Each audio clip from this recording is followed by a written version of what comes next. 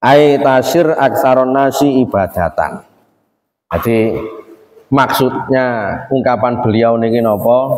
Bahwa kita memulai menjalankan perintahnya Allah itu dimulai dari hal-hal yang dihukumi wajib. Hal yang wajib niku napa? Ketika dilakukan mendapatkan pahala, ketika ditinggalkan mendapatkan dosa. Assalamualaikum warahmatullahi wabarakatuh. Ila hadratin Nabil Mustafa Sayyidina Maulana Muhammad sallallahu alaihi wasallam wa ila hadrati Asy-Syaikh Nawawi bin Umar Al-Badani wa Syekh Ibnu Hajar Al-Asqalani wa ila hadrati Jami' Man Sabaqona fi hadzal masjid Nur Hikmah wa ila hadrati Fatihatul Qoryah lahumul Fatihah. A'udzu billahi minasyaitonir rajim. Bismillahirrahmanirrahim. Alhamdulillahirabbil alamin arrahmanir rahim maliki yaumiddin iyyaka na'budu wa iyyaka nasta'in ihdinas siratal mustaqim siratal ladzina an'amta 'alaihim ghairil maghdubi 'alaihim waladdallin amin.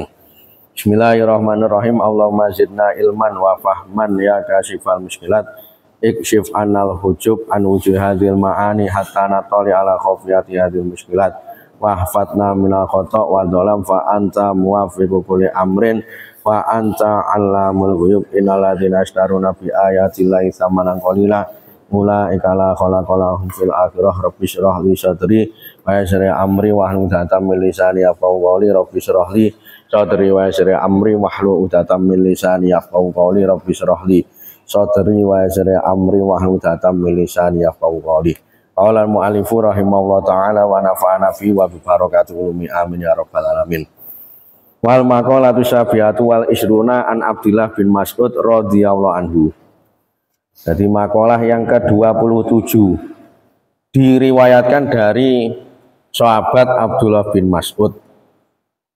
Beliau mengatakan bahwa ad-dima ftaradallahu alaika takun a'badan nasi. Jadi lakukanlah ibadah-ibadah fardu, maka engkau akan menjadi orang yang paling banyak ibadahnya. Ai tasir aksaron nasi ibadatan. Jadi maksudnya ungkapan beliau niki napa? Bahwa kita memulai menjalankan perintahnya Allah itu dimulai dari hal-hal yang dihukumi wajib. Hal yang wajib niku napa? Ketika dilakukan mendapatkan pahala, ketika ditinggalkan mendapatkan dosa. Dimulai dari nopo? Dari kita melaksanakan sholat 5 waktu. Kemudian dimulai dari ketika puasa, puasa Ramadan. Ketika zakat, dimulai dari zakat fitrah atau zakat yang wajib, seperti zakat padi, zakat tijarah, perdagangan dan lainnya. Jadi ini pun jaminan, Pak. Tiang orang itu ketika ingin dianggap sukses di sisi Allah, ya harus melalui tahapan memenuhi ibadah fardu dulu. Baru ketika orang itu sudah terpenuhi ibadah fardunya, silahkan nanti menambahkan ibadah-ibadah yang sunnah. Bahkan wonten jaminan lagi bahwa ketika orang itu hanya melakukan ibadah fardu tok, ibadah fardu tok ini penting sholat 5 waktu ini tetap melakukan. Dalam keadaan apapun, maka dia akan mendapatkan pahala yang besar atau jaminan sebagai orang yang di situ paling banyak ibadahnya. Jadi intinya sahabat Abdullah bin Mas'ud ini juga mengatakan bahwa ketika orang niku banyak amaliyah, karena amaliyah itu kan wonten sing wajib, wonten sing sunah, maka yang didahulukan itu ya harus yang wajib dulu. Jadi baru kemudian sunnah. Nah, keranten apa? Keranten zaman saat ini kok nggak kuat ah. Yang ini kadang bingung karepe dhewe. Jadi dari mana saya memulai taubat atau dari mana saya memulai ibadah saya? Ya dimulai dari ibadah yang fardhu mawon. Karena meskipun ibadah fardhu niku nggih mung isine niku mawon, nggih salat nggih 5 waktu. Kadang niku nggih sir nglampahi nggih kali jamaah atau masjid. Kadang sir nglampahi niku nggih dalam keadaan napa iki jenenge melaksanakan sholat sunnah juga. Lah niki pun cekap. Tidak usah amalan yang aneh-aneh. Terus ngoten. Lah untuk amalan yang aneh-aneh ini panjenengan masuk torekot, panjenengan masuk napa jenenge zikir-zikir yang sunnah niku nggih tidak apa-apa. Tapi sesudah melakukan atau memenuhi ibadah fardu.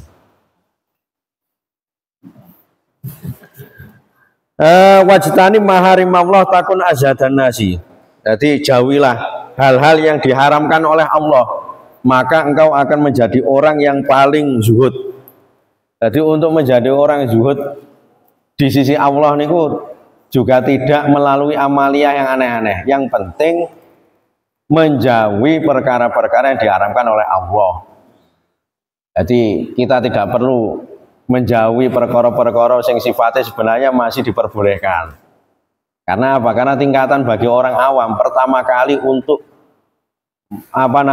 melakukan atau menjauhi hal-hal yang di situ tidak disukai Allah nopo, menjauhi hal-hal yang diharamkan. Terus ngoten. Bahkan dulu diceritakan bahwa ada golongan dari kekasihnya Allah, yaitu auliyaillah. Niku secara zahir niku mboten nate nglampahi amal sing aneh-aneh, mboten nate topo teng gua salat sunah kata mboten nate, Pak. Ya umume tiyang niku nggih, umume tiyang kados tiyang desa napa teng kutha niku cara injing teng peken dodolan, cara sonten niku nggih biasa pun laut, istilahnya pun selesai. Tapi dari sosoknya niki, karena beliau niki nggih adalah orang yang taat, sholat ketika awal waktu nggih langsung sholat, kemudian sudah itu ya cukup melanjutkan aktivitas lagi, maka beliau-beliau ini mendapatkan pangkat yang istimewa di sisi Allah Subhanahu wa Ta'ala. Meskipun di sisi manusia niku mboten ketok lek niku wali, keranten apa? Keranten terlihat dari haliyah atau keadaannya tidak melakukan amalia-amalia yang banyak. Tapi setiap kali melakukan ibadah fardu, setiap kali menjauhi, setiap kali ada larangan itu tetap beliau menjauhi. Nah, maka dari situlah beliau ini nggak bisa menjadi contoh bagi masyarakat sekitar. Jadi rata-rata yang tempekan niku kan nggih nglalekaken salat. Rata-rata dalam artian wayah azan niku kadang sih enak dodolan. Nah, beliau niki masuk ke dalam pasar niku nggih nyontohaken. Pokok wayahe napa jenenge manjing wektu niku nggih akhirnya di pasar itu ada ruangan khusus untuk melaksanakan sholat. Lho akhirnya ketinggal tiang-tiang kata sing awam niki. Tiang-tiang niku mboten ngelampahi sholat atau orang-orang tidak melakukan sholat karena dia tidak tahu mana sholat wajib, mana sholat sunnah. Ketika melihat haliyah dari orang niki, akhirnya secara tidak langsung mereka itu terketuk hatinya, tergerak hatinya untuk mau sholat. Lepas wae sadian nggih ngoten, Pak. Sadian niku. Pas wae sadian niku nggih ngoten. Ketika berdagang niku mencontohkan hal-hal yang di situ tidak baik atau haram menurut syariat. Contohnya napa? Ngurangi takeran. Kalau naker niku mesti pas. Sehingga lama kelamaan orang yang membeli di situ niku menaruh kepercayaan. Oh, tiang ini tiang sing amanah, bisa dipercaya. Dia ketika menakar barang niku tidak mengurangi. Dia ketika ngedoli barang niku tidak curang. Nah, model-model semacam ini yang saya maksud bahwa akhirnya menghantarkan orang niku menjadi kekasihnya Allah Subhanahu wa Ta'ala. Ya meskipun rupane nggih tiyang teng peken, rupane tiyang teng napa jenenge teng dalan niku nggih sadian, tapi ketika setiap akan masuk waktu sholat nggih sholat, ketika berdagang niku betul-betul menjauhi hal-hal yang dilarang oleh Allah Subhanahu wa Ta'ala, seperti ngurangi takeran, seperti napa curang dalam berdagang. Tapi barokah tiang-tiang model ngeten akhirnya menjadi wasilah atau perantara orang lain sing asal niku jahat akhirnya tambah sae. Terus ngoten. Tiang-tiang sing jenenge mboten gelem salat teng peken niku akhirnya malih terketuk hatinya untuk mau salat. Terus niku kuwatah model kaya ngoten kathah. Wajtanib maharimullah takun azhadan nas. Wardo bima qasamau laka takun agnanas. Jadi ridolah kamu dengan apa yang diberikan oleh Allah Subhanahu wa taala, maka kamu akan menjadi orang yang paling kaya. Jadi kaya niku mboten kedah mempunyai harta yang banyak sehingga bisa memenuhi semua keinginan kita, tidak. Justru kaya niku dengan maksud kita niki bisa memilah dan memilih mana keinginan yang di situ sifatnya kebutuhan, mana keinginan di situ yang sifatnya tidak perlu dituruti. Krono napa krono sing garai rusak atau mungkin apa hancur di dalam urusan rumah tangga niku kadang niku nggih ngoten. Terlalu nuruti perkara-perkara sing sifatnya mboten kebutuhan. Napa maneh mboten sumbut kalih penghasilane. Jadi cara role model seperti yang dicontohkan Kanjeng Nabi niku nggih, Kanjeng Nabi niku nggih suwante, Pak. Nate dadi tiyang sing paling sugih niku nggih nate. Menjadi orang yang paling kaya niku pernah, menjadi orang yang di situ dikatakan tarafnya miskin niku nggih pernah. Tapi miskinnya Kanjeng Nabi niku nggih mboten sami kok miskinnya awake dhewe niki. Keranten Kanjeng Nabi niku ketika dilalah ditakdirkan oleh Allah menjadi orang yang miskin, ini sebagai pembelajaran bagi umat bahwa ketika kita dalam keadaan miskin itu sebaiknya nopo yang kita lampahi. Nah dicontohkan begini, bahwa Kanjeng Nabi itu ketika dalam keadaan sulit, para ulama mengatakan bahwa ketika Kanjeng Nabi mendapatkan harta, maka harta itu tidak dimakan sendiri, tapi sebagian itu mesti ada yang tetap diberikan kepada tetangga atau sahabat. Ini menunjukkan bahwa sak melarat-melarate tiyang niku jangan sampai orang niku merasa bahwasanya dia itu tidak mau bersedekah.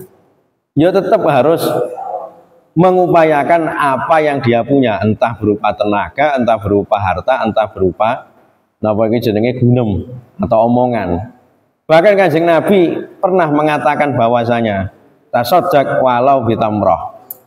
Jadi sedekahlah kamu meskipun dengan korma niku, korma satu butir niku, Pak. Atau dalam sebuah riwayat dikatakan sedekahlah kamu meskipun dengan bentuk napa bekase kaki kambing. Lah niku kan sak napa sithik-sithike barang sing bisa disedekahkan. Atau juga pernah di dalam sebuah riwayat dijelaskan Kanjeng Nabi mengatakan dalam sebuah riwayat dengan saya terjemahkan. Jadi riangnya kamu atau gembiranya kamu, jadi wajah dalam keadaan ramah niku merupakan bentuk sedekah. Nah ini menunjukkan apa? Menunjukkan bahwa dalam keadaan apapun kita tetap bisa memberikan andil semampunya. Cara mboten gadah arta, mboten gadah napa iki jenenge tenaga, minimal dengan kita ini keadaannya ramah, ngapiki tangga, ngapiki kanca, ini sebuah sedekah atau sebuah bentuk sedekah sendiri. Terus ngoten.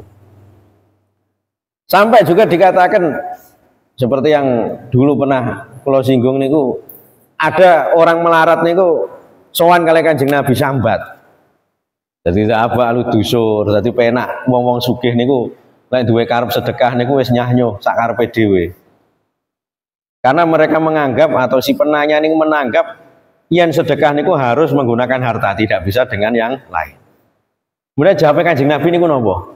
Jawab Kanjeng Nabi niku jadi setiap kali membaca tasbih niku subhanallah subhanallah niku sedekah. Setiap kali napa iki jenenge membaca la ilaha illallah niku sedekah. Setiap kali kita menggunakan anggota tubuh kita niki sing wonten rasa-rasane, sing wonten napa ugel-ugel niki juga sedekah. Nah terus kalau semuanya sedekah niku mana yang paling baik? Nah kalau yang mana paling baik niku nggih, yang paling penting niku napa, Pak? Ketika panjenengan niki memberikan andil niku jangan sampai disertai hal-hal yang di situ membatalkan sedekah. Meskipun sedekahnya pakai harta ritek niku, meskipun sedekahnya niku pakai napa uang yang begitu banyak, tapi belum tentu bisa mengalahkan sedekah dengan wajah ramah. Ketika yang sedekah dengan wajah ramah itu memang keadaannya itu hanya bisa sedekah dengan semacam itu. Justru kadang niku orang yang dalam keadaan sulit membantu karena dia itu nggak punya apa-apa, dia kok masih kober atau masih mampu untuk bersedekah dengan semampunya. Nah ini pahalanya besar di sisi Allah Subhanahu wa Ta'ala. Jadi ini termasuk sifat adilnya Gusti Allah. Artinya menilai amaliyah niku nggih. Kalau di sisi Allah Subhanahu wa Ta'ala ini tidak melulu dipandang dari besaran atau nominal yang disedekahi. Wis ngoten. Lah niki mulane Kanjeng Nabi niku kaya napa dhisik kok nate ditakdirkan melarat niku nggih ngoten. Mengajarkan umat dalam keadaan melarat itu nggih tetep kita niki sregep beribadah. Nah, soalnya umatnya Kanjeng Nabi niku rata-rata nggih tiyang melarat, Mbak. Yang sugih niku jarang, Pak. Sing rata-rata umat Kanjeng Nabi niki melarat. Lamun to Kanjeng Nabi niku dari awal hingga akhir sugih terus. Nggih umatnya sing melarat iki nggih meringis, Pak. Bingung. Lah Kanjeng Nabi sugih, tapi umatnya kok melarat.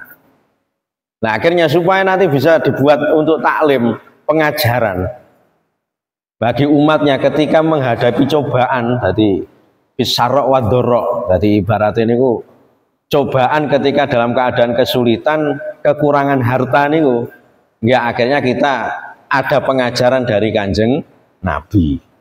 Terus ngoten. Nah Kanjeng Nabi niku ketika tidak punya apa-apa, niku sering, Pak.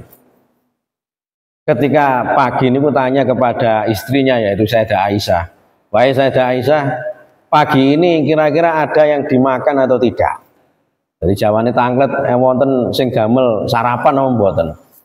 Lah ketika Sayyidah Aisyah itu mengatakan tidak ada Nabi, maka beliau menanggapi ya sudahlah, pemoga enek ya diniati poso saja, diniati puasa saja. Bahkan sering sampai diceritakan bahwa di masa-masa sulit Kanjeng Nabi itu kenapa? Kanjeng Nabi itu meletakkan batu di perutnya sebagai ganjalan. Karena ukuran zaman rumiyin, Pak, ukuran zaman dulu. Orang tidak makan sehari 2 hari ini biasa. Cara hitungan zaman saat ini ini sugih-sugih yang dibanding zaman dulu. Zaman saat ini kayak tukang becak ini ngapunten, utawa napa sing teng pinggir dalan niku. Ketika tidak punya uang untuk beli makanan, kadang niku masih ada yang memberi. Kadang masih ada makanan sisa dari restoran yang dibuang, dari napa sing dibuang. Lah niku tasik jane tasik hitungane tasik ada harapan. Lah zaman rumiyin niku sakit ngoten, Pak. Zaman Kanjeng Nabi belum ada warung, belum ada nopo restoran, belum ada nopo. Makannya pun hanya kurma. Kemudian makannya pun nopo hanya tumbuh-tumbuhan niku. Enggak ada yang di situ makan atau mungkin jarang yang makan jenang atau mungkin roti yang di situ terbuat dari tepung. Nah nisbat zaman rumiyin, cara tiang saniki sak fakir-fakire niku nggih mboten enten sing model ngoten. Rata-rata niku tetep bisa mendapatkan makanan meskipun tidak beli. Nah mulane role model Kanjeng Nabi niku adalah menggembirakan umatnya bahwa sak melarat-melarate sakniki niku mboten enek sing nglalahne melarate Kanjeng Nabi. Tapi gini ya Kanjeng Nabi niku ketika dalam keadaan melarat masih bisa sabar. Karena di zaman dulu kebutuhan niku belum terlalu kathah. Keinginan itu tidak selalu dituruti. Lah zaman saat ini kan kualik. Keinginan niku kadang dituruti sehingga dianggap sebagai kebutuhan. Padahal kebutuhan niku napa Pak asline? Kebutuhan niku napa? Ketika kita makan niku nggih ibaratnya menungso niku nggih. Kalau manusia itu hanya cukup dengan sepiring makanan, sepiring itu pun wareg, Pak. Tapi kenapa kok sampai mendapatkan harta niku sampai dewangi-wangi caroan, dewangi-wangi ungker-ungkeran, dewangi-wangi tukaran kalih dulur kalih tonggo. Wong kewan mawon niku ketika nggak punya akal, dikasih makan ya sudah, wareg ya langsung ngalih. Lah menungso niki sing butuhnya itu hanya satu piring. Tapi gini sampai dibela-belani tukar-tukaran ila akhir ini Bu. Nah, karena gini ibaratnya kita masih kebanyakan keinginan yang harus dituruti sehingga semua itu seakan-akan menjadi kebutuhan. Mulane sampai dikatakan wardo bima qasama lak takun agnanas. Pokok manusia niku saged ridho. Nggih urip apa eneke ketika mendapatkan kesempatan menjadi orang kaya ya sudah dimanfaatkan kekayaan itu untuk berjuang di agamanya Allah. Ketika dalam keadaan melarat ya sudah melarat niku dilakukan dalam keadaan niki adalah takdir Allah ketika dilakukan dan lolos. Kita niki tidak sambat, kita niki tidak melakukan hal-hal yang diharamkan oleh Allah. Meskipun melarat tapi tidak sampai gelap mata, gelap hati. Insya Allah pahalanya ini lebih besar daripada orang yang kaya meskipun sergap beribadah. Keranten apa? Keranten kangelane, Pak. Nah ini kalau kita punya mindset semacam ini enak. Tapi lah mempunyai mindset itu nggih banding-banding nih, Pak. Sing paling mulia di sisi Allah yang punya harta ya sudah. Tiang niku mboten enten ayeme, mboten enten tentreme. Sing enak niku merungsung mawon atau hatinya atau pikirannya itu sesak atau sumpek. Nah, terus sampai dikatakan dalam sebuah kitab tiang niku sugih, tiang niku melarat niki sami mawon. Bahkan tiang melarat niku ketika bisa menjalani cobaan itu sebagaimana normalnya orang kaya menjalani hidupnya niku maka pahalanya lebih besar. Mulane Kanjeng Nabi niku rumiyin ketika dijaluki donga sugih. Kali sahabat-sahabat niku mesti beliau niki nyindir. Jadi wonten sahabat niku saking melarate, Pak, saking melarate niku budal salat niku nggih jamaah teng masjid. Niku mawon bar wiritan apa bar salat niku langsung balik. Sehingga sama Kanjeng Nabi ini ditegur. Lah salat iki nggih sak bare salat nggih wiritan dhisik, aja langsung balik. Cara terjemahnya semacam itu. Lah jawabe sahabat niku napa jawabe sahabat niku? Jawabe sahabat niku nggih ngapunten Kanjeng Nabi, niki saking melarate kula klambi mawon gentenan kalih bojo kula. Sarung niku gentenan. Lah ketika menjawab semacam itu sahabat minta didoakan supaya menjadi orang kaya. Dia bilang kepada Kanjeng Nabi, wahai Nabi nggih mbok didongaaken dados tiyang sugih. Yang sugih, soalnya lek sugih niku penak, sembarang barang kalir penak. Lha jawabe Kanjeng Nabi napa? Ya wis lah. Lek kon niku sugih gong karuan uripmu kaya ngene. Gong karuan awakmu sregep nang masjid. Gong karuan awakmu sregep ibadah. Jadi anane atau adanya orang niku sampai mati-matian memperjuangkan ibadah. Kadang justru bermula niku dari keadaannya yang apa adanya. Ketika diberi kekayaan oleh Allah bisa jadi dia itu gelap mata, gelap hati. Jadi sing gelap mata, gelap hati niku mboten karuan tiang melarat, Pak. Tiang sugih niku kadang nggih saged mawon. Karena apa? Karena baik orang melarat atau orang sugih niku sami-sami mempunyai potensi penyakit. Potensi penyakit tiang melarat niku napa? Gelap mata, gelap hati dalam artian pingin nyolong, pingin apa jenenge ngarep-ngarep barangnya tiang liwat atau tomak. Penyakit tiang sugih niku napa? Kadang niku ketika dia kaya dia itu akan lupa segalanya. Sing asale semangat ibadah malah gak pati semangat. Dia ketika ditanya kenapa kamu ketika kaya itu semangat ibadahnya nggak seperti keadaan melarat? Loh karena saya mengurusi kekayaan saya. Dan ini loh. Sehingga ketika mengurusi kekayaan dihadapkan dengan kesemangatan ibadah ini menurun. Karena nopo? Enake teng ibadah niku berkurang gara-gara enake sugih. Nah mulane Allah Kanjeng Nabi atau seperti yang diriwayatkan oleh para ulama pernah mengatakan bahwa orang niku ketika kaya cobaannya dia akan dicoba dengan kekurangan di dalam merasakan lezatnya beribadah. Karena apa? Karena disibukkan dengan pikiran-pikiran untuk menjaga hartanya, khawatir hartanya. Nah mulane potensi penyakit hati bagi orang kaya niku nggih wonten sebagaimana potensi penyakit hati dari tiang melarat.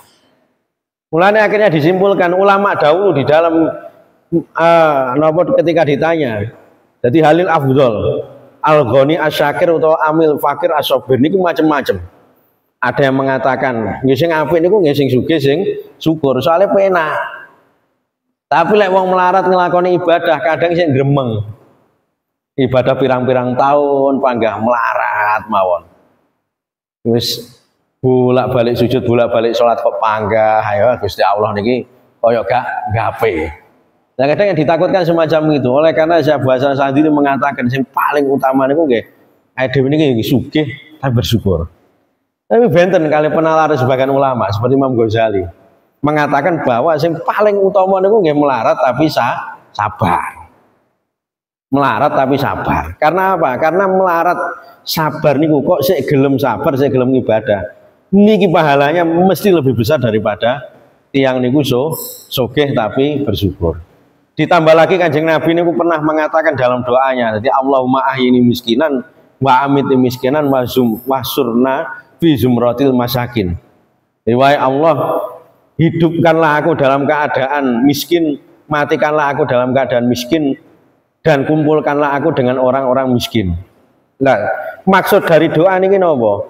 Ngilingne menungso bahwa dia hidup ketika di dunia, mulai hidup niku nggih mboten nggawa napa. Bahkan ketika mati niku juga mboten nggawa napa. Mulane tiyang miskin niku dari si ini lebih utama daripada tiyang sugih. Ping pindhone niki nggih damel tasliyah, ngaring-ngaring menghibur orang miskin itu supaya napa? Supaya meskipun dia miskin secara duniawi tapi bisa jadi pahalanya lebih besar di sisi Allah Subhanahu wa taala. Ini wallahu muwaffiq ila aqwamit thoriq. Assalamualaikum warahmatullahi wabarakatuh.